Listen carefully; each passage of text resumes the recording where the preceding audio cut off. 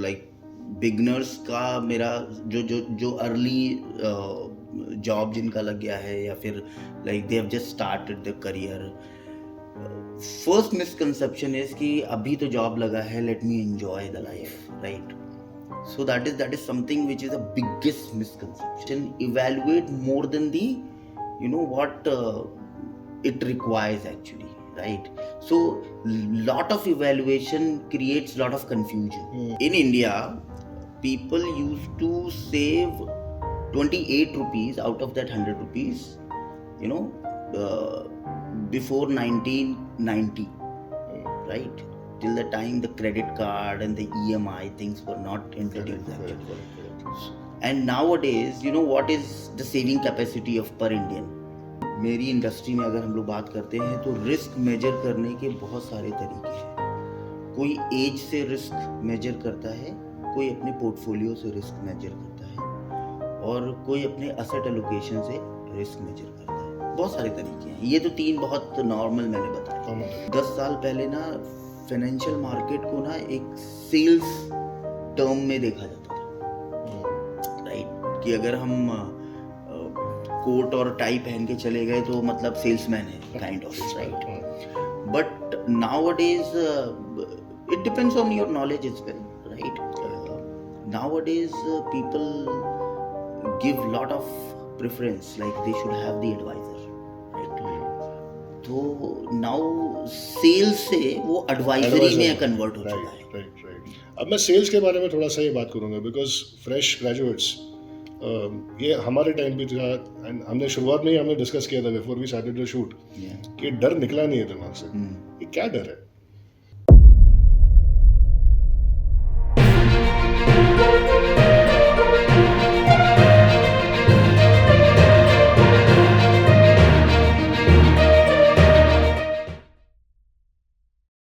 So welcome to another exciting episode of Dr. Devi's Podium. मैंने new year resolutions के बारे में एक रिसेंट एक एपिसोड मैंने बनाया था, एंड उसमें डिस्कशन ये हुआ था कॉमन न्यू ईयर रेजोल्यूशंस क्या होते हैं. So in which one of the new resolutions that everybody tries to make और many people try to make is that इस साल से मैं अच्छे से मेरा पैसा मैं सेव करना शुरू करूँगा, या इस साल से मैं अच्छे से इन्वेस्टमेंट करना शुरू करूँगा. उसके तरीके क्या होते हैं exactly? Probably some of them may know it और some of them may not know it. Another very common resolution what especially the students do who are now in the process of getting into the industry, they always have this resolution कि इस साल कुछ भी हो जाए, I am going to start my career and that career will be very very rewarding. इन दोनों बातों के बारे में डिस्कस करने के लिए today I have a very special guest with me. His name is Mr. Abhishek Bajpai. Abhishek is a alumnus of the 2005-07 batch of Mima Institute of Management. Then it was known by a different name back 20 years ago, but today it is known as Mima Institute of Management. He's an alumnus of that of this institution. He's also the associate director at Anand Rathi Wealth Limited. A very special episode where I'll be discussing with him on 2 aspects. One is about the basics of investments for beginners, and secondly a little bit about his journey and what kind of preparations do students need to make in order to get into the corporate, specifically in the financial industry. Welcome, Thank Abhishek. you so much. And thank you for accepting our invitation to be here. For inviting me. Yes. So it's a very special moment. We are completing 20 years. Mima Institute of Management is going to complete 20 years. और आप हमारे पहले batch के alumnus हो, तो काफ़ी special एक feeling है to have you with us on this podcast. So to start with, a little bit about your journey. Since it has been now 20 years, तो आप भी एक 20 years की जर्नी में से आए हुए हो. Yes.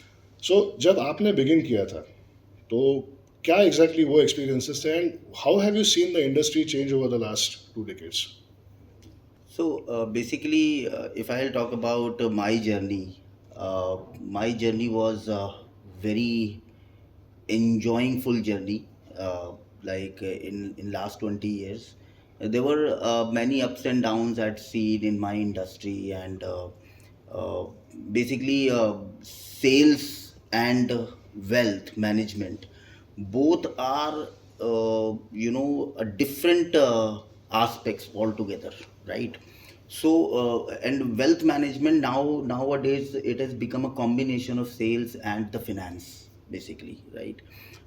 In my when I started the career, uh, उस टाइम पे वेल्थ मैनेजमेंट प्योरली सेल्स था, right? Correct. So when I passed out in 2006 batch, first I started my career. I never wanted to come into the finance background, or mainly into the sales actually, right?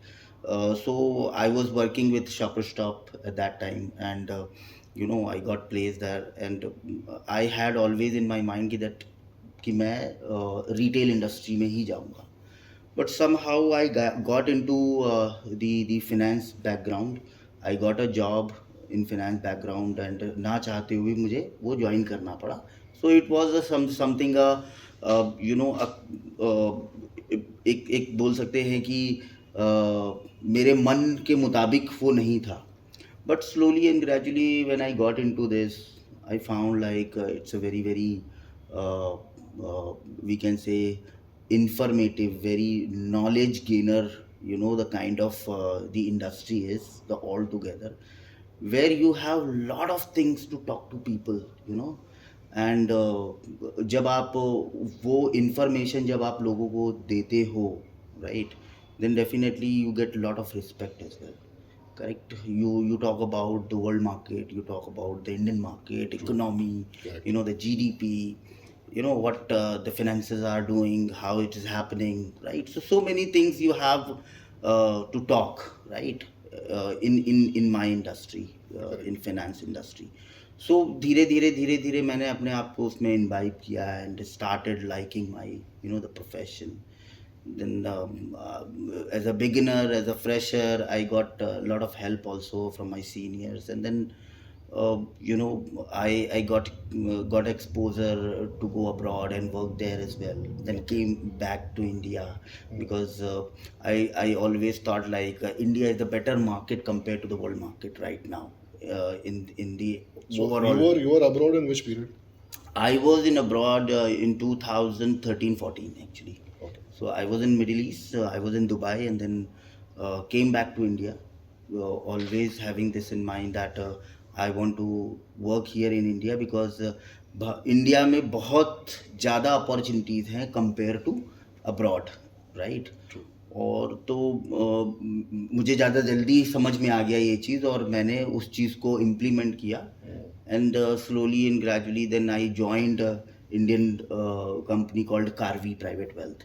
Yes. Karvi Private Wealth से then I started, then I worked there for some time, for a couple of years, and my ex-boss, who was I was working under him, he joined Anand Rathi Private Wealth in 2015.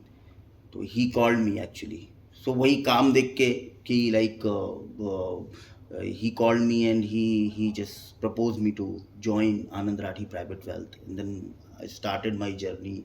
It's been almost, now I'm completing 10 years in Anand Right. Rathi, and the entire journey is very joyful, and I'm very happy.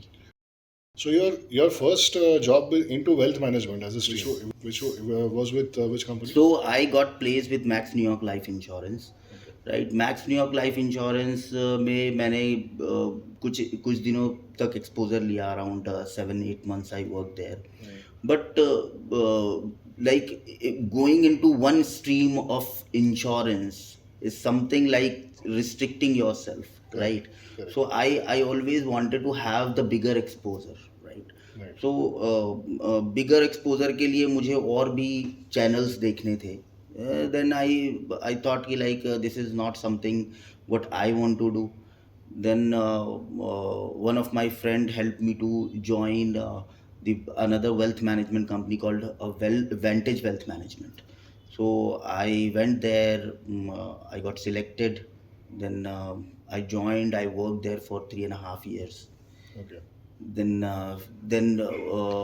I always wanted to have a banking experience.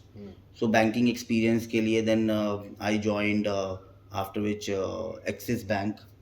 Axis Bank के बाद I got an opportunity to go to abroad, right? Work there. So for 1.5 years I worked there in Dubai and Abu Dhabi, and then came back and joined Karvi Private Wealth. Worked there for a year. and then got an opportunity to work with Anand Rathi, and still I am continuing. It's a very rich experience in this field. 10 साल पहले आपने जब शुरू किया था, you said you work with insurance. Yes. Now insurance investors की उस जमाने की जो माइंडसेट थी, I also have been a part of that industry. Yeah. In fact I have been a part of the banking industry into retail banking. Max New York was in fact one of the companies जिसके साथ हमारा tie up था. जी. The bank assurance channel जो हम लोग जिसको कहते हैं. तो 10 साल पहले की रिटेल इन्वेस्टर्स की इंश्योरेंस प्रोडक्ट की तरफ की मेंटालिटी एंड टुडे, इसमें क्या डिफरेंस है या क्या सिमिलरिटीज आपको नजर आती है? जब मैंने ज्वाइन किया था 2007 के आसपास, जब मैंने ज्वाइन किया था, तो लोगों की जो नॉलेज थी वो बहुत लिमिटेड थी प्रोडक्ट को लेके या इंडस्ट्री को लेके या मार्केट को लेके. Market is not that matured, right? That time the information arbitrage was huge, right? The public domain availability, right, was a very limited at that time. So उस टाइम पे लोगों की को हम लोग जो बोलते थे उसको वैलिडेट करने के टूल्स बहुत कम थे. करेक्ट. आज की डेट में ना, people have lot many thing to compare. They have so much content which is already available in the domain, right? Public domain. So they can just validate things. They can definitely insurance as a tool. जैसे पहले के time पे काफ़ी time ऐसा होता था कि insurance को लोग ना इन्वेस्टमेंट प्रोडक्ट बना के बेच देते थे, राइट? बट आज वो करना यूलिप के नाम. हाँ, आज वो करना आसान नहीं है. करेक्ट. राइट. आज लोगों को ये अवेयरनेस हो गई है कि insurance is just a protection tool, right? It is not something which I can attach with my investments. बहुत सारे लोगों को ये अवेयरनेस आ गई है. तो ये डिफरेंस मैं देख रहा हूँ स्लोली एंड ग्रेजुअली, और बहुत मतलब मैंने बहुत तेज़ी से ये डिफरेंस देखा है लोगों को. ये बहुत इंटरेस्टिंग है बिकॉज आप जैसे कह रहे हो, when I was selling insurance way back, ये प्रॉब्ली इन्वेस्टमेंट टूल बना के बेचने का एक रीज़न ये भी था कि प्रोटेक्शन टूल है, they don't want to accept it. Correct. It is like a gym membership. मैंने रेजोल्यूशंस में इनफैक्ट कहा था कि 1 जनवरी में जिम मेंबरशिप बहुत सारी बिकेगी, बट अगर आप उसको जाके सितंबर में बेचोगे वो नहीं बिकेगी, या उतनी नहीं बिकेगी. सो जिम जरूरी है. To join a gym is essential, to keep yourself fit is essential. Similarly an insurance is an essential product. But ये बेचना लोगों को बहुत डिफिकल्ट है. एक तो अवेयरनेस की कमी थी. सेकेंडली लाइफ इंश्योरेंस है जिसका बेनिफिट मुझे तो वैसे भी मिलने वाला है नहीं. It is going to be passed on to my next generation. नहीं, एक चीज़ और है सर इसमें, एक चीज़ और, लोगों को एक्चुअली ये अवेयरनेस नहीं है, या फिर उनको ये रियलाइजेशन नहीं है कि एक दिन उसको जाना है इस दुनिया से, राइट? तो अगर हम बोलते भी हैं कि आप ये कवर कर लो, प्योर वनीला अगर हम टर्म प्लान के लिए बोलते थे ना, तो they use to think like this is an expense. This is not something I am putting, और I am just covering my risk. This is like okay, ये 1 लाख रुपए, नहीं, ये एक्सपेंस है, ये क्यों करना है? See, they are putting their money just to buy a car insurance, but they are not putting the premium just to cover up their life, right? So that is the difference, and that is the big information arbitrage actually. वो knowledge का जो arbitrage था, उसको कहीं ना कहीं, अगर मैं 15 साल पहले की बात करूं और आज की बात करूं, वो गैप थोड़ा थोड़ा करके फिल हुआ है. लोगों को अवेयरनेस आई है. Correct. So that I think makes it now easier to maybe convince them. Yes. कि जल्दी से जल्दी अगर आप शुरू करते हो then things will be better. तो इस पे I want to ask you कि why is it important to start early? It could be both. जहाँ पे मैं वेल्थ प्रोडक्ट्स की बात करूँ, एज एन इन्वेस्टमेंट की बात करूँ, या if I talk about insurance, दोनों ही केसेस में जल्दी शुरू करने का एग्जैक्टली क्या फ़ायदा है? Because we are doing this specifically for the information of beginners. तो जो लोग अभी अभी अपना करियर शुरू करेंगे, इन्वेस्टमेंट्स के बारे में अभी अभी शुरू करेंगे, उनकी जानकारी के लिए. So why is it that it is important कि आप जल्दी शुरू करें इनटू इन्वेस्टिंग और into buying a policy for yourself? So basically, see, insurance jaldi start karna, that is something. There are two things which I just want to elaborate. One is to pure insurance. To taking a pure insurance, something like it's a very very common layman अगर मैं बात करूँ, तो it is something कि आपका premium बहुत कम आता है, right? If you buy a insurance, your mortality charges will be very very less, अगर मैं एक्सपेंस पॉइंट ऑफ व्यू से बात करूं, right? So this is one thing. The second thing is start investing into the or creating your own portfolio.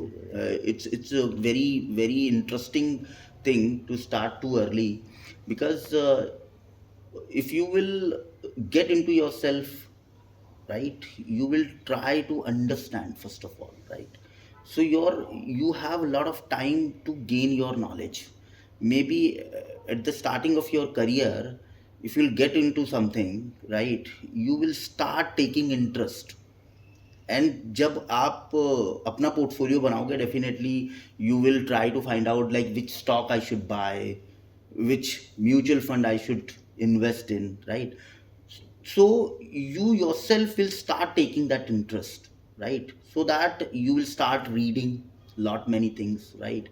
You will have that exposure. So like Warren Buffett की अगर हम लोग बात करें, Warren Buffett started at the age of 13 actually, right? So at the age of 13 he had made lot of money, and then started buying companies जो कि पूरी ख़त्म हो चुकी थी, और फिर उन्होंने वो कंपनीज बाय करके फिर से चलाना शुरू किया and started his journey like that, right? So ये तो बहुत मतलब लाइव एग्जांपल है हमारे सामने. सो किसी भी चीज़ को अगर आप स्टार्ट करते हो ना, तो स्टार्ट आप तभी कर रहे हो जब आपका उसमें इंटरेस्ट पैदा हुआ है, और अगर आपका इंटरेस्ट पैदा हुआ है तो आप उसमें नॉलेज भी गेन करोगे. फिर अगर वो आपको अच्छा लगेगा तो शायद आप उसको अपना करियर भी बना लो. So that is very important. Correct. In fact, Warren Buffett said that if you do not find ways to make money while you're sleeping, you'll have to earn till the time you die. Yeah. उनका कहना था, बहुत apt है ये चीज़, because जितना जल्दी शुरू करेंगे उतना ही, लाइक यू सेड, एक टाइम होराइजन होता है, मे बी 35 साल 40 साल जितना ड्यूरेशन के लिए एक आदमी काम करता है, generally till the age of 60, तो उतना ड्यूरेशन मिल जाता है, and that I think will be really beneficial.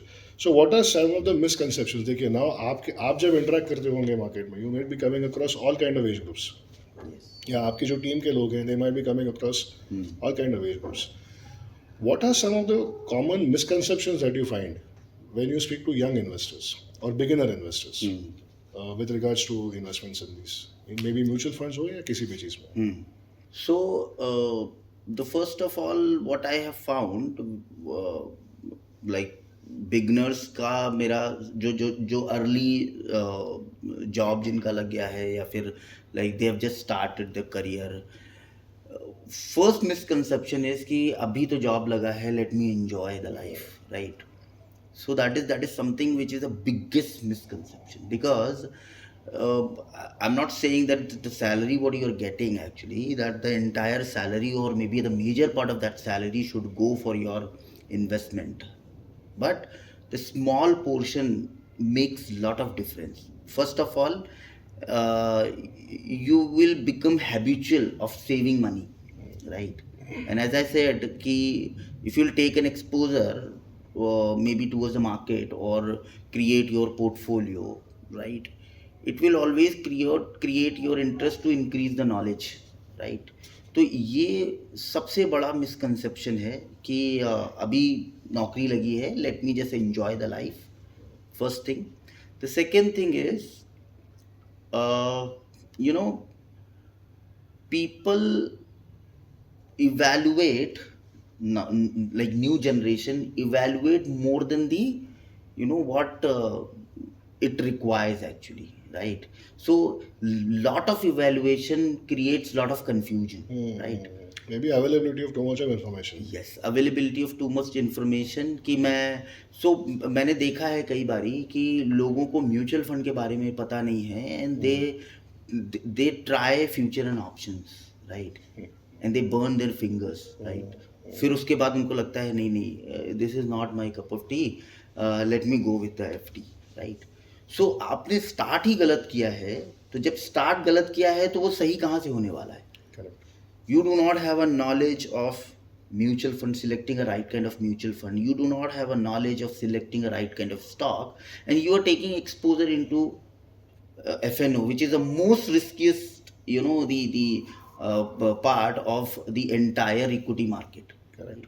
तो ये सारी चीज़ें हैं। तो मैं सबसे पहले यंग जनरेशन को यही बोलूँगा कि start with the simplest thing and slowly and gradually you should increase your knowledge, and based on your knowledge you should take a exposure into the different the other things like selecting stocks or maybe FNOs and other things. Correct. So another problem which probably we can see is budgeting. Personal expenses का budgeting नहीं होता कि जब आप investable corpus की बात करते हैं तो generally what we have understood through our experience कि जो सरप्लस होगा मेरे पास उसी में से जो भी मेरा एक थोड़ा बहुत जो मैं चाहता हूँ वो कॉर्पस मैं निकालूंगा और वो मैं इन्वेस्ट करूँगा। से फॉर एग्जांपल मेरी सैलरी है 25,000 रुपये एंड सारे खर्चे निकालने के बाद मेरे हाथ में बचता है सपोज 10,000 रुपीज़। आई डिसाइड कि 5,000 मैं इन्वेस्ट करूँगा, 5,000 मेरे सेविंग अकाउंट में चले जाएंगे, FD में चले जाएंगे। अब ये जो बजटिंग है ये कितना इंपॉर्टेंट है, बिकॉज लाइक यू सेड पहले जॉब में ही जो होता है कि पूरी सैलरी हम खर्चे कर देते हैं, ये what ever it is, enjoying the life. तो ये बजटिंग की आदत लगना ये कितना ज़रूरी है? देखिए, एक मारवाड़ी लोगों की एक कहावत है कि मेरे पास जो पैसा आएगा तो पहले मैं सेविंग में डालूंगा और फिर जो पैसा बचेगा उस पर मैं अपना खर्चा चलाऊंगा, राइट। लेकिन ये बहुत लोग उसको फॉलो नहीं कर पाते, ऑलमोस्ट मारवाड़ीज भी इसको फॉलो नहीं कर पाते, बट ये कहावत है, बहुत पुरानी है। लेकिन budgeting is very important, right. उसकी एक हैबिट होना बहुत ज़रूरी है। जैसे कि आपको सैलरी मिलती है तो आपके एक फ्लो चार्ट होना चाहिए आपके पास कि आज मेरे पास अगर मेरी सैलरी आती है तो कितना मेरा EMI में जा रहा है, कितना मेरे क्रेडिट कार्ड में जा रहा है, कितना मेरा रेंट में जा रहा है। तो you should have each and everything, ठीक है। सिमिलरली जैसे आपके खर्चे हैं तो सबसे अच्छी चीज़ ये है कि उस बजटिंग में आप अपने इन्वेस्टमेंट को भी अपने खर्चे में डाल दो, ठीक है।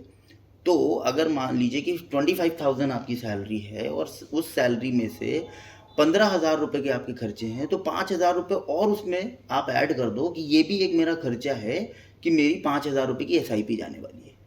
Now this 5,000 rupees is left for my enjoyment and for my monthly expense to meet. तो अगर हम ऐसा करेंगे तो शायद वो फिर एक टाइम के बाद ना वो हैबिट में कन्वर्ट हो जाएगा कि मुझे पता है कि मेरे खर्चे इतने हैं और उस खर्चे के साथ मेरा जो इन्वेस्टमेंट जा रहा है इसको भी मैंने खर्चे में कन्वर्ट कर दिया है, तो मेरा टोटल जो आउटफ्लो है वो इतना है। Now this much money is left and this much money is I can use and जो भी मुझे करना है वो कर सकता हूँ। इसमें थोड़ा सा I just take a detour. एक इंटरेस्टिंग चीज़ ये है कि जब when I was a kid एक टर्मिनोलॉजी बहुत यूज होती थी, मिडिल क्लास मेंटालिटी। अब मिडिल क्लास मेंटालिटी क्या थी कि purchasing only when you require it. Correct. अगर मुझे टेलीविजन घर में 4 लोग हैं या 3 लोग हैं एंड टेलीविजन अगर मुझे लेना है, एक टेलीविजन 4 लोगों के लिए ठीक था। Correct. Today what is happening is अगर घर 3 लोग घर में हैं, 3 बेडरूम्स का अगर घर है तो हर बेडरूम में एक टेलीविजन है। इम्पल्स परचेज बहुत हो गया है। आई थिंक वो मिडिल क्लास मेंटालिटी जब तक थी तब तक ये जैसे आपने कहा था सेविंग के बारे में कि first I will save and then I will spend, ये मेंटालिटी बहुत अच्छी थी एक ज़माने में। I think what do you feel on that? So I will just give you one data. In India people used to save 28 rupees out of that 100 rupees, before 1990, right? Till the time the credit card and the EMI things were not introduced actually. Correct. And nowadays, what is the saving capacity of per Indian? That is not more than 22 rupees. तो वो जो 6 से 8 रुपए का जो ये आया है, गैप आया है, just because of that only. जैसे कि हम डेट टू इक्विटी रेशियो बोलते हैं, राइट? तो डेट टू इक्विटी रेशियो जैसे US में अगर मैं बात करूं तो that is 120%. People's earning is $100 and they are spending $120, right? So उनकी लाइफ पूरी क्रेडिट कार्ड में चल रही है। Why? Because the same thing what you said कि एक छोटा सा एग्जांपल मैं इस पे और दूंगा। पहले कैसा होता था कि अगर आप देखोगे तो people when people use to retire then they use to build their houses, right? जैसे पीएफ का पैसा आया या फिर और उनको मिला, रिटायरमेंट का पैसा मिला, तो उन्होंने ज़मीनें खरीद के रखी हुई होती थी, when they build at the time of retirement और after the retirement. But now the mentality is completely change 180 degree. Now अगर मेरे जैसा बंदा होगा और उसकी जॉब लगी, तो सबसे पहले ये प्रेशर मेरे पास होता है या मेरे साथ होता है, that is a peer pressure कि उसने घर खरीदा है तो मैं भी घर खरीद लूँ, राइट?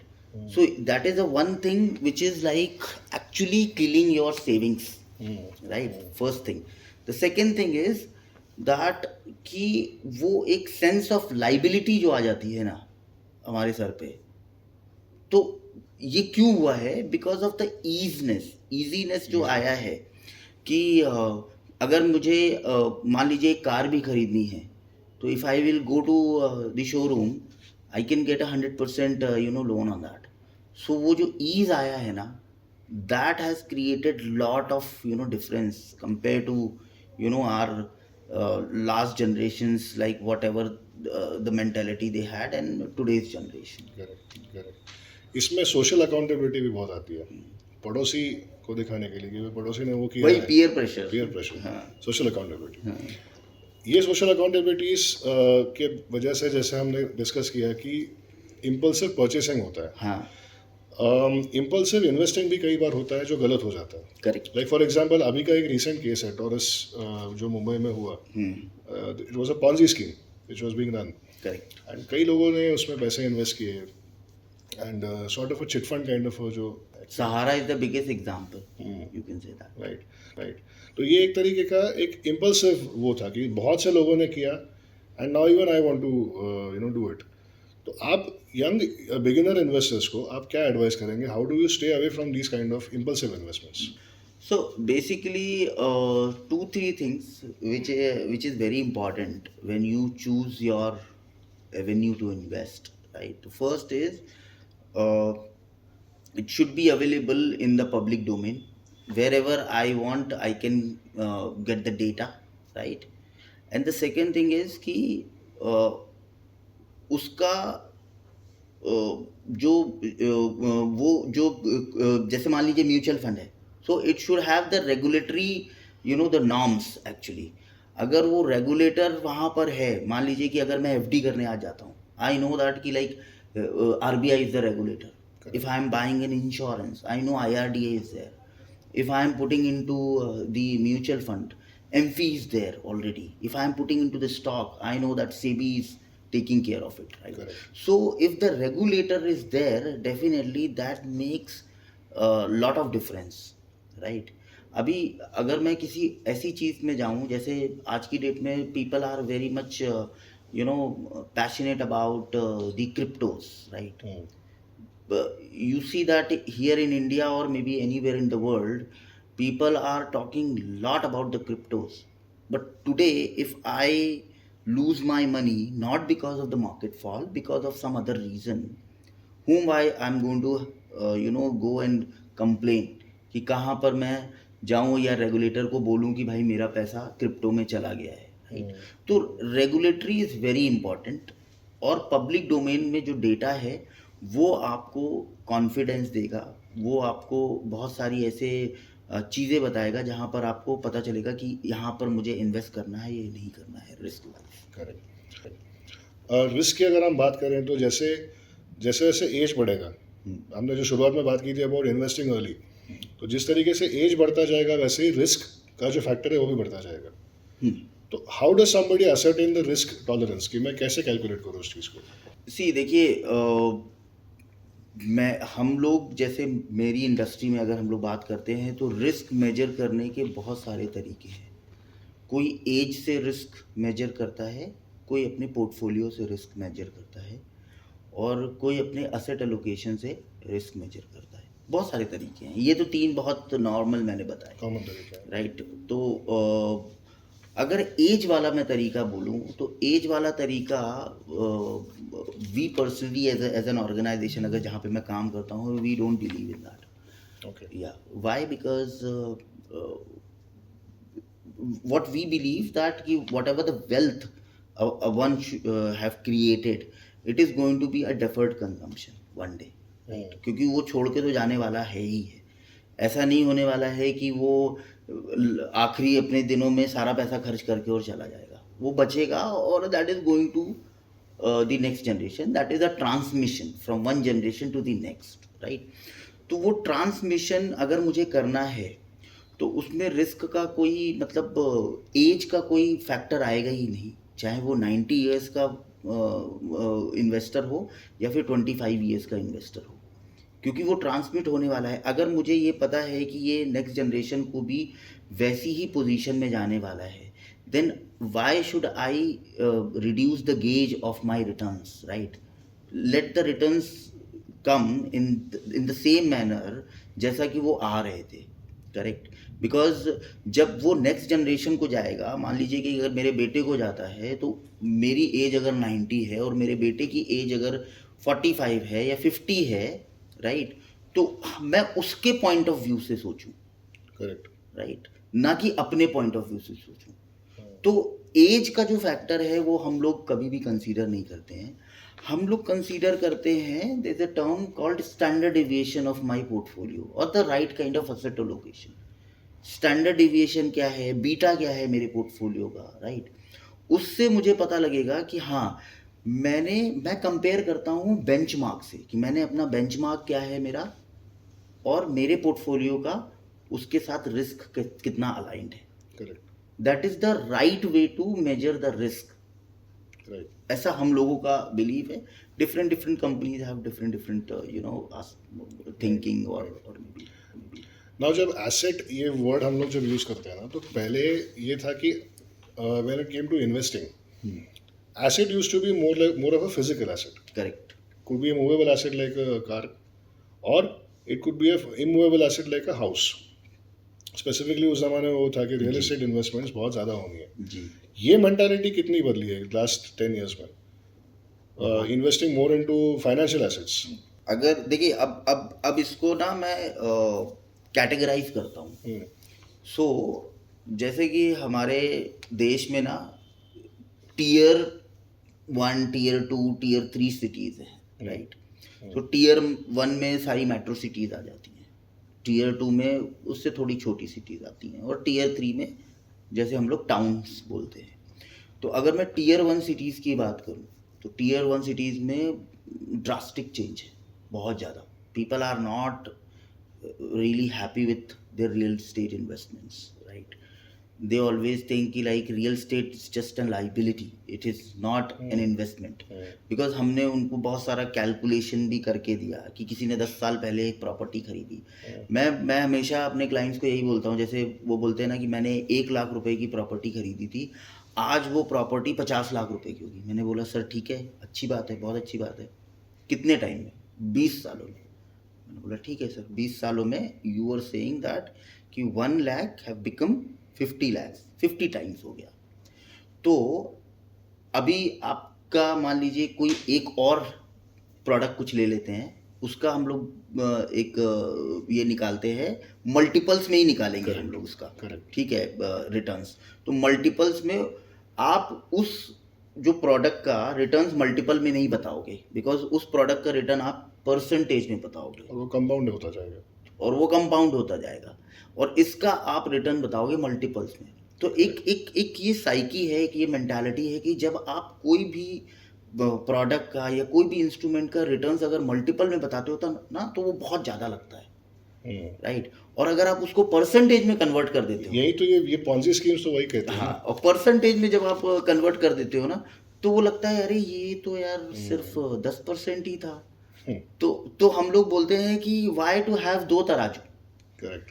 एक ही तराजू रखो ना, जिसमें आप रियल एस्टेट के भी रिटर्न्स परसेंटेज वाइज में कैलकुलेट करो, कि अगर आप म्यूचुअल फंड के या एफडी के रिटर्न्स अगर आप परसेंटेज कि मेरे को एफडी 7% देता है, 7% दे रहा है, तो आप अपने रियल एस्टेट के भी रिटर्न्स कैलकुलेट करो ना year on year. Why to have your returns into multiples. Correct. तो ये काफ़ी लोगों की इसमें आंखें खुली जब हमने उनको ये कैलकुलेट करके दिया, एप्पल टू एप्पल कंपेयर करके दिया कि ये बॉस, ये आपका जो रिटर्न है 1 लाख का 50 लाख हुआ है, बट इसका रिटर्न तो 8% ही आ रहा है, करेक्ट, राइट? करेक्ट। सो वहाँ से मेंटेलिटी चेंज हुई। दूसरा, टीयर 2 सिटी में अगर मैं जाऊंगा, जैसे आज की डेट में अगर मैं नासिक चला गया या औरंगाबाद चला गया, दी ज़्यादा टीयर 2 सिटीज़, वहाँ पर अभी भी वो मेंटेलिटी है। दूसरा सबसे जो मैं जो रियलाइज़ करता हूँ अपने 20 ईयर्स के करियर में, कि किसी ने अगर मुझे मान लीजिए 100 रुपये दिए, राइट, तो what I am giving it to him, I am just giving it to him a piece of paper, right? So जो टेंजिबल जो चीज़ है ना, कि वो टच एंड फील वाला जो है, तो वो चीज़ मतलब किसी ने अगर मेरे को मान लीजिए 1 करोड़ रुपए दिया, तो बोलते 1 करोड़ का मैं घर खरीद लेता तो कम से कम उसको देखने जाता, उसको फील कर पाता, दैट आई कांट डू। सो वो चीज़ें अभी भी नहीं चेंज हुई हैं। ये मैंने भी देखा था, कोल्हापुर में मैं काम करता था तभी, and with respect to gold investments, तो मैं वहाँ पे भी ट्राई करता था समझाने के लिए, सर ये करिए, यहाँ पे इन्वेस्ट करिए, इतना, लाइक यू मेंशन, कैलकुलेशंस मैं भी दिखाता था, बोलते थे वो दिखता नहीं है। हाँ, तो जब तक सोना जैसे टच एंड हाँ, फील, वो हाथ में जब तक आप पहनोगे नहीं, वो फील नहीं करोगे। वो टच एंड फील वाला कॉन्सेप्ट इज राइट, वो टीयर 2 टीयर 3 सिटीज में आज भी वैसा ही है। करेक्ट। एंड जो आपने कहा कि जब आप उसको मल्टीपल या मल्टीप्लाई करके बताते हो, तो that is another red flag. जो हमने क्वेश्चन डिस्कस किया था रिगार्डिंग दीज पॉन्जी स्कीम्स, तो ये 25 दिन में पैसा डबल वाला जो कॉन्सेप्ट है, ये doesn't work. So that's another very important piece of information to our viewers, कि ये अगर कोई आपको आके प्रॉमिस कर रहा है, ये काम नहीं करता, तो उसको स्टडी करना बहुत ज़रूरी है। करेक्ट। नाउ मैं एक और अगला क्वेश्चन ये पूछूंगा कि हमेशा सोशल मीडिया का मैं एक रेफरेंस मेरे हर एक एपिसोड में मैं लेता हूँ। अब यहाँ पे मैं इसलिए ले रहा हूँ because on social media we always tend to compare, कि कोई वहाँ गया, कोई फॉरेन टूर पे गया, किसी ने ये खरीदा, किसी ने वो खरीदा। अगर मेरा वो दोस्त होगा, आई नो कि यार वो यहाँ इन्वेस्ट करता है, वहाँ इन्वेस्ट करता है, तो this fear of missing out कि यार मैं नहीं कर पा रहा हूँ invest, and then somebody taking some kind of impulsive decisions and again investing wrongly. तो ये जो फोमो है, फियर ऑफ मिसिंग आउट, ये कैसे अवॉइड किया जाए और गलत इन्वेस्टमेंट से कैसे बचा जाए? गलत इन्वेस्टमेंट से देखिए, सबसे बड़ी बात है कि किसी को अपने को किसी के साथ कंपेयर नहीं करना है, first thing, because his level of information in the knowledge is could not be, maybe it could be more or it could be less, we cannot judge first of all. तो हम see, there are two things or three things which we can say. One is the availability, right? The second is the risk taking ability, and the third is the liquidity management. Correct. It cannot be same, जिसके साथ हम compare कर रहे हैं अपने आप को, right? क्योंकि हमने सिर्फ और सिर्फ कहाँ पर उसने इन्वेस्ट किया या कहाँ पर एक्सपोज किया अपने आप को, ये हम लोगों ने सिर्फ देखा है या सुना है, बट उसके अंदर का क्या है चीज़ें या सिचुएशंस क्या है, ये हमको नहीं पता है। मतलब हम लोग अपनी चीज़ों को ज़्यादा बेहतर तरीके से जानते हैं कंपेयर टू अदर्स, राइट? तो आई वुड ऑलवेज सजेस्ट कि अपनी चीज़ों को सिर्फ अपने जो अवेलेबिलिटी के हिसाब से अगर आप अलाइन करेंगे, तो वो ज़्यादा यूज़फुल होगा compare to others. Correct. Investments की बात करेंगे तो which sectors do you feel currently in India it is booming, lot of opportunities coming, lot of companies investing into it? कौन से वो मे बी 3, 4, 5 ऐसे इंपॉर्टेंट सेक्टर्स है जो आपको लगता है जो ग्रो कर रहा है आज इंडिया में? ऐसे तो अगर हम देखेंगे तो सारे ही सेक्टर्स जो है वो they have their own growth stories, right?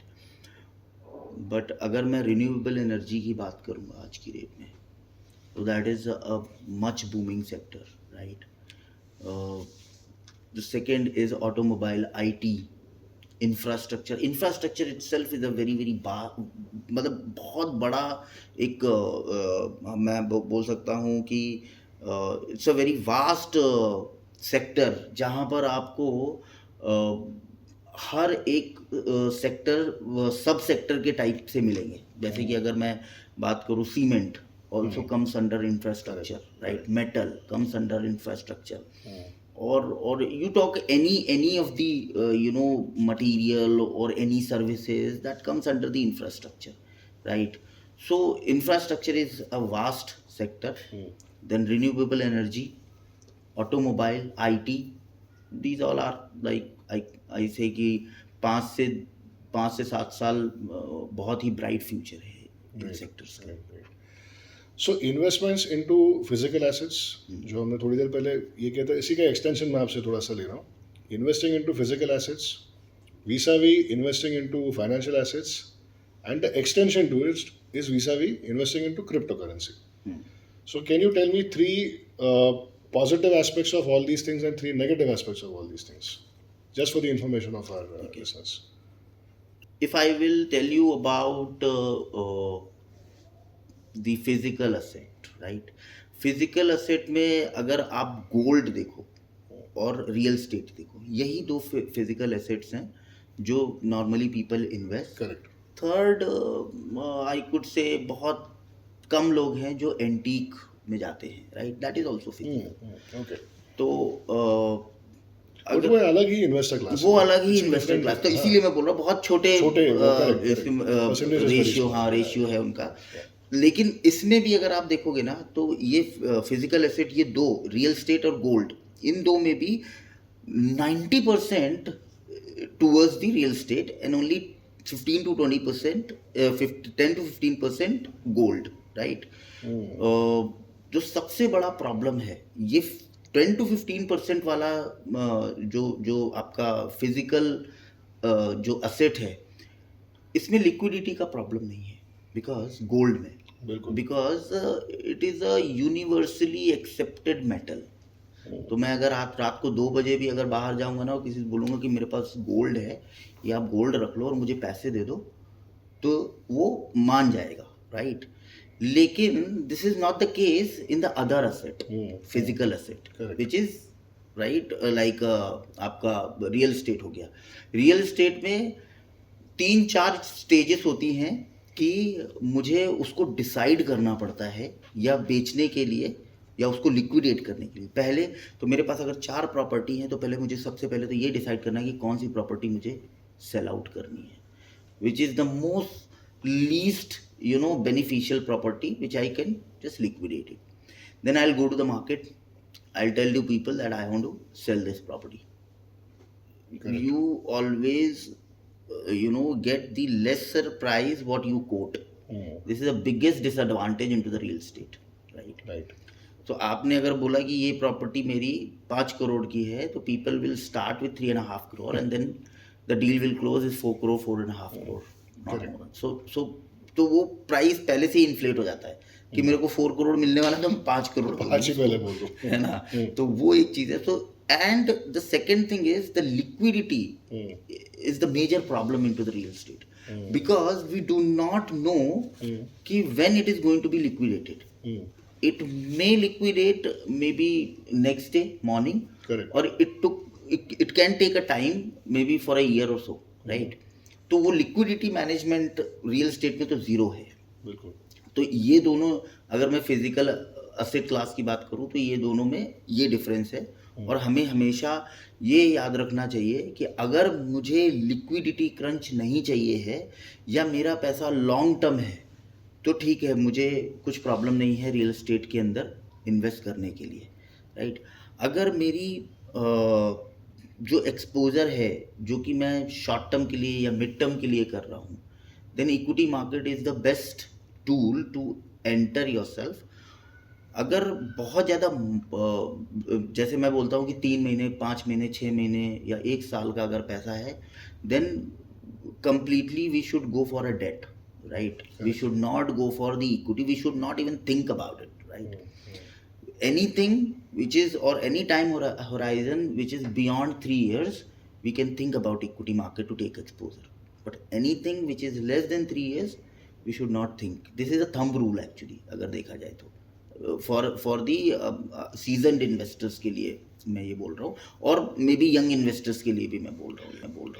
In short, अगर आप थोड़ा सा इक्विटी और डेट में बता सकते हो फॉर बिगिनर्स, Yeah. बिकॉज इनको शायद वो समझ में नहीं आएगा कि what exactly is equity investment और what exactly is a debt investment. In short if you can explain. So I think they must have heard about the bonds, right? They must have heard about the fixed deposits. Correct. They must have heard about the RD, the recurring, Recurring right? deposits, yeah. So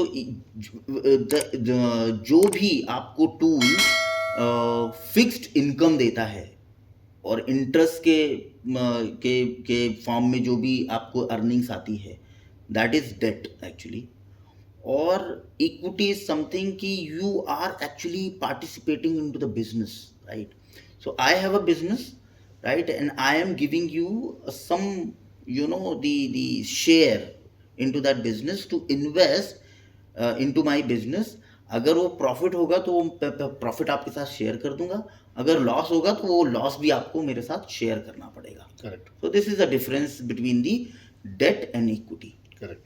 So coming to the crypto, right? Crypto is something I always I just said कि anything which we don't understand, we should not get into it. Correct. Right. Correct. So that is the thumb rule while creating your portfolio. मैं तो हमेशा यही सोचता हूँ कि जो मुझे समझ में नहीं आता ना, मुझे उसमें इन्वेस्ट करना ही नहीं है, पहली चीज़. सेकेंड थिंग इज, जो चीज़ पब्लिक डोमेन में ईजिली अवेलेबल नहीं है उस चीज़ में कभी जाना नहीं है, राइट? और crypto is highly volatile. Correct. Right. तो अगर मेरा रिस्क एपिटाइट, ठीक है, crypto just for the sake of learning you can take exposure but not a huge exposure. Suppose you have 100 rupees, you can take a 5 rupees 10 rupees exposure कि अगर वो कल को जीरो भी हो जाते हैं तो कुछ प्रॉब्लम नहीं है. But you should not take exposure of 60 rupees 70 rupees की अगर वो कल को जीरो हो जाते हैं तो जो भी मेरी मेहनत की कमाई है वो आधी है उससे कम रह गई. Correct. Right. Correct. So we have to look at it all these things. Correct. इन पिछले 10 सालों में 10-12 सालों में what are 3 bad habits that you have seen in beginner investors, या वो कैसे चेंज हुए हैं? पहले मे बी पहले क्या थे, आज क्या है, या चेंज कैसे हुआ है? एक ही हैबिट बताऊंगा जो कि वो तीनों को कवर कर लेगी. Okay. Beginners they do not understand their risk actually.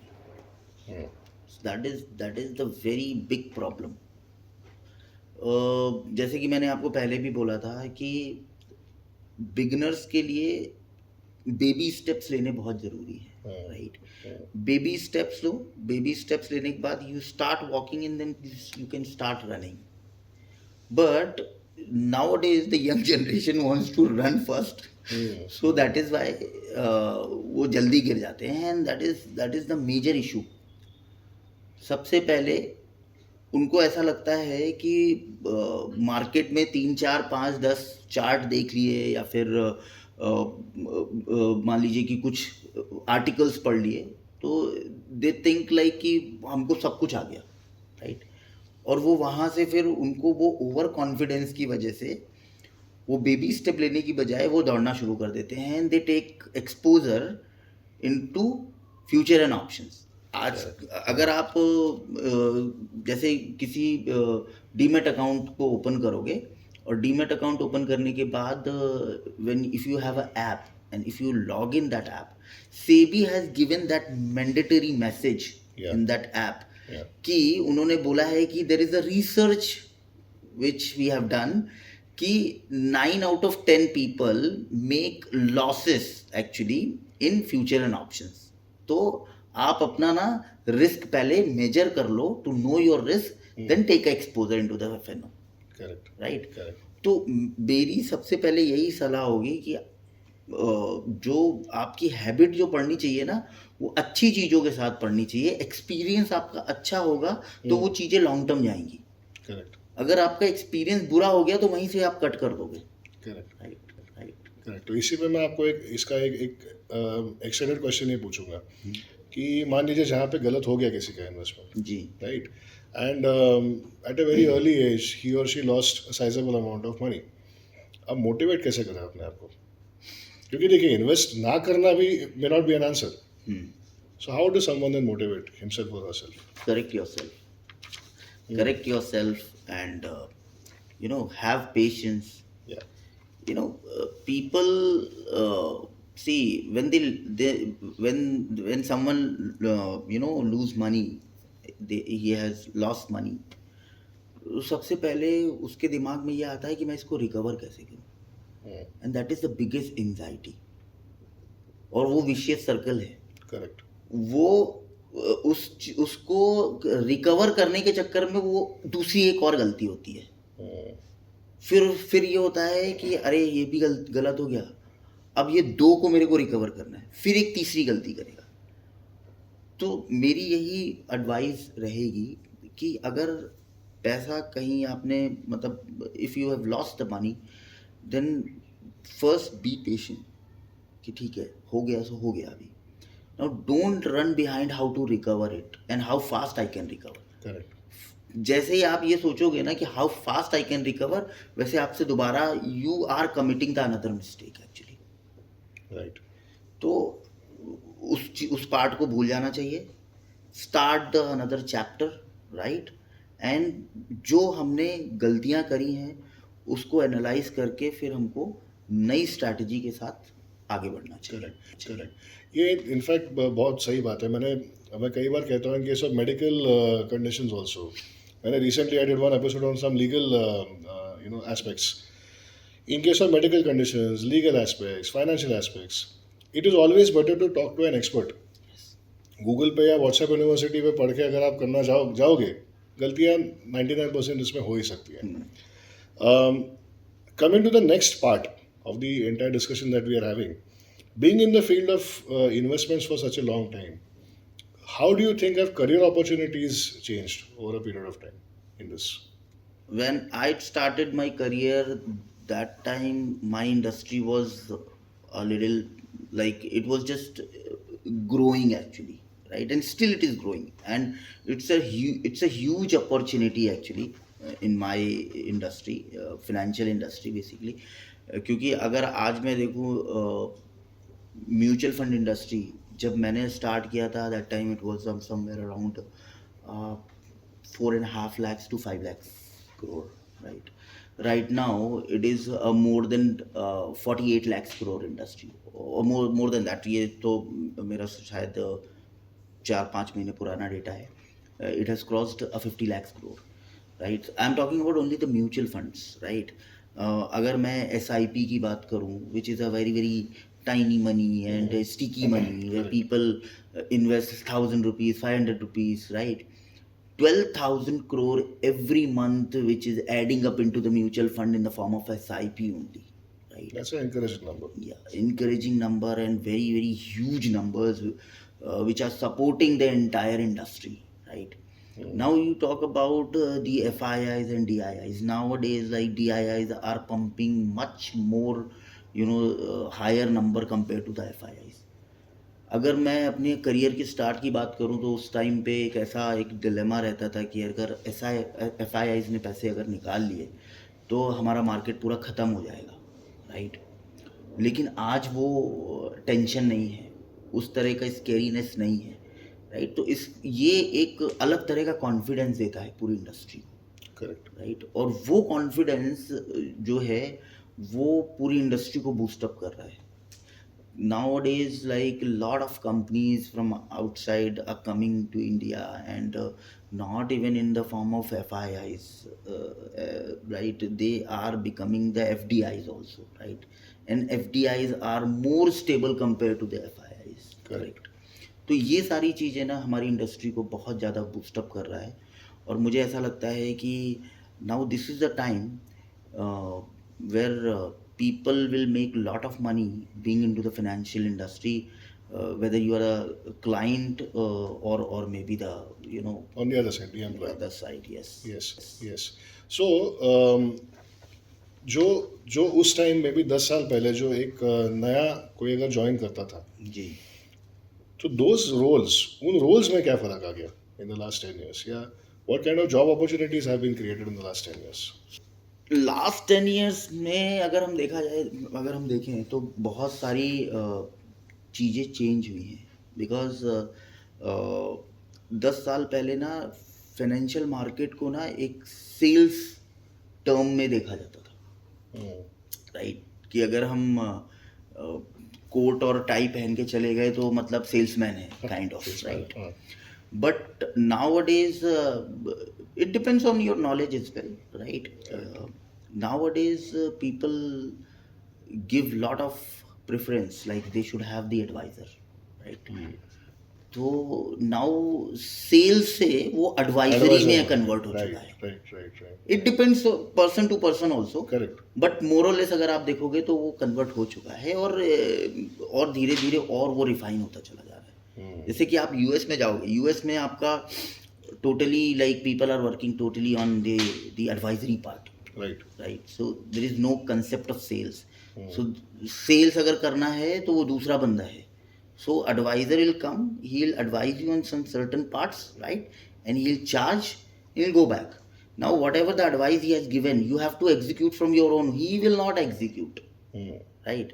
He will, give you the reference कि ये बंदा है, इससे आप execute करा लो. So he'll charge from his own. तो वैसा तो अभी टाइम नहीं आया है, because we are not that matured, right, as a market.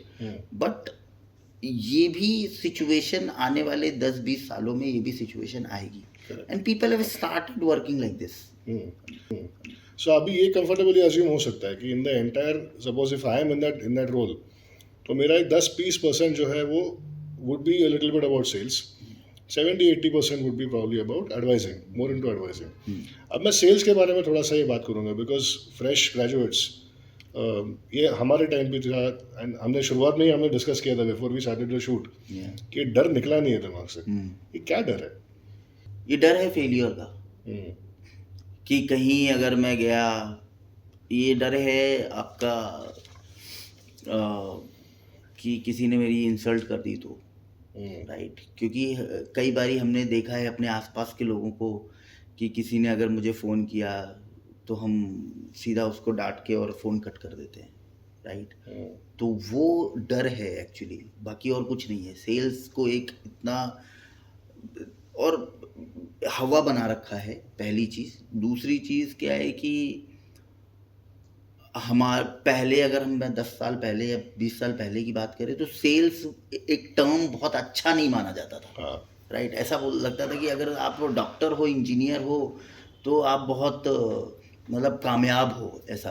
लेकिन अगर आप कहीं पे सेल्स मैनेजर हो तो अच्छा, बस्ता उठा के आप यहाँ, हाँ, ये ठीक, चाहे आप क्यों ना उससे ज़्यादा कमा रहे हो, इंसेंटिव्स लो या बोनस लो या वॉट एवर वे, तो ये अभी तक ना वो जो चीज़ है, मेंटालिटी है, वो अभी तक गई नहीं है, right.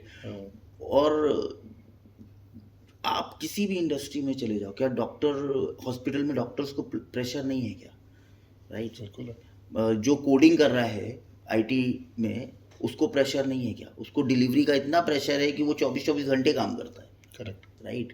That is also sales. If he will not deliver, he will not be there in the job next day, right. He will be fired, correct. So everything is sales. If you are servicing to your client, right, maybe being into the IT, that is also sales. If client is not happy, he'll go, right, he'll go somewhere else, then your job is in stake, right. So everything is sales, what I believe. Correct.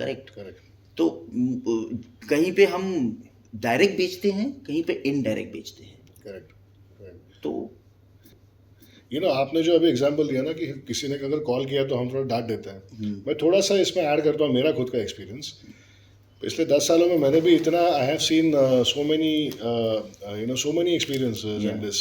आज अगर कोई phone करता है ना, मैं प्यार से बोल देता हूँ, भाई नहीं है यार, मैंने किया हुआ है ना, हाँ. या तो फिर मैं कभी कभी फ़ोन भी नहीं उठाता हूँ और मैं simply I cut it. So nowadays I think people don't need to be worried about getting insulted, या ऐसा होने की ज़रूरत नहीं है. Now as we come towards the end, आप बहुत सारे कॉलेजेस में आप जाते हो, आपके टीम में आप हायर भी करते हो लोगों को. What are the common concerns that you see when you hire now the fresh talent, because this industry is growing. इसमें ग्रोथ तो हमेशा होने ही वाली है, इट्स अ बिग इंडस्ट्री. तो इसमें आप जब टैलेंट हायर करते हो तो उसमें आप क्या कॉमन कंसर्न्स देखते हो जो आज की जनरेशन में, या जो एम्प्लॉयज़ जो बनने वाले हैं और who are aspiring to come into the industry, those concerns they should highlight and they should improve on or work upon. So I've taken a lot of interviews of candidates. मैं जो common concern जो देखता हूँ वो ये देखता हूँ, anxiety of getting job. First thing कि उनका सबसे बड़ा कंसर्न ये होता है कि किसी तरह से जॉब मिल जाए। वो जॉब मिल जाएगा आपको, यहाँ नहीं मिलेगा तो कहीं और मिलेगा, कहीं और नहीं तो कहीं और मिल ही जाएगा, right? The market is too big, so you will getting definitely placed. But मैं जो यंग जनरेशन है, जो न्यू जनरेशन है, उसको एक चीज़ मैं बोलना चाहता हूँ जो शायद मैंने नहीं करी थी, right? But slowly and gradually I got to know, और मेरे शायद कुछ कुछ जो डिसीजंस थे वो क्लिक होते गए, but everybody is not that lucky, right?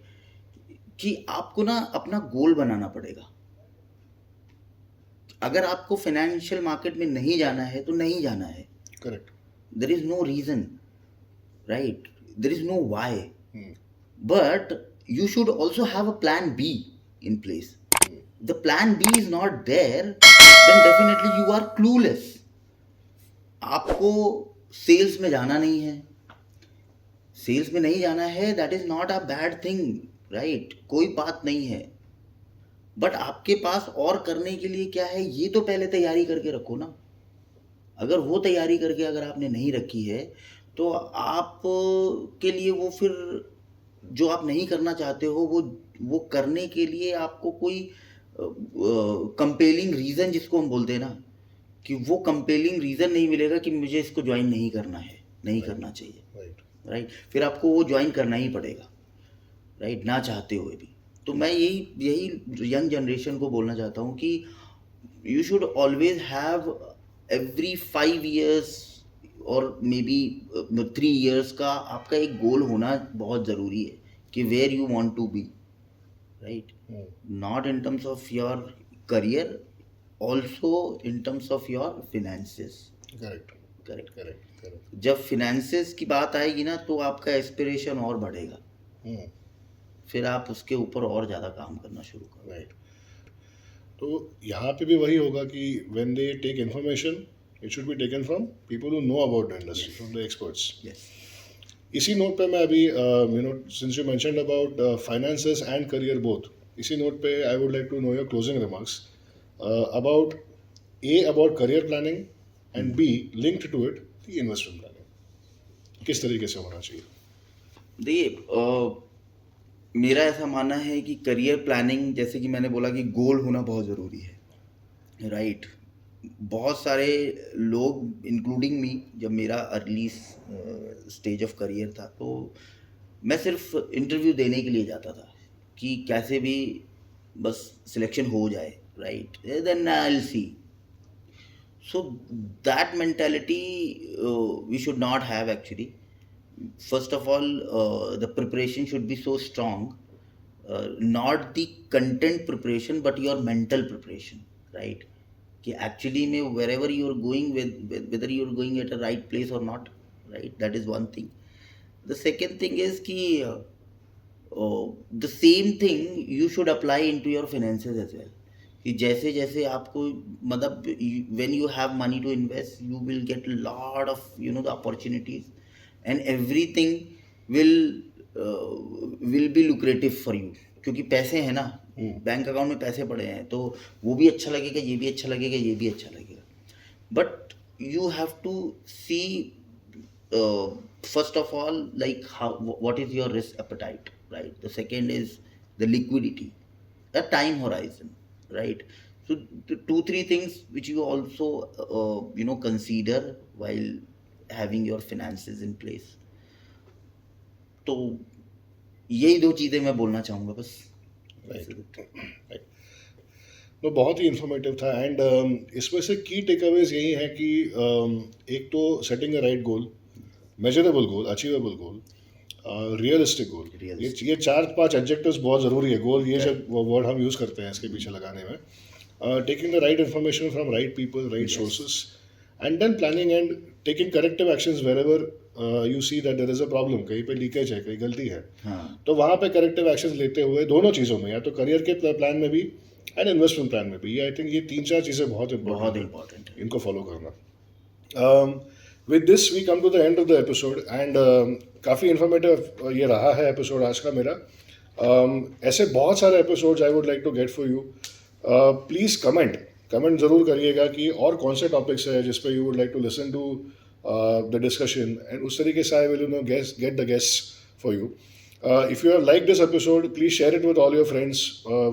सबके साथ शेयर करो, इसकी रीच बढ़ाइए, and subscribe to the channel. It is free. There is nothing, it doesn't take much to just press the bell icon for more updates.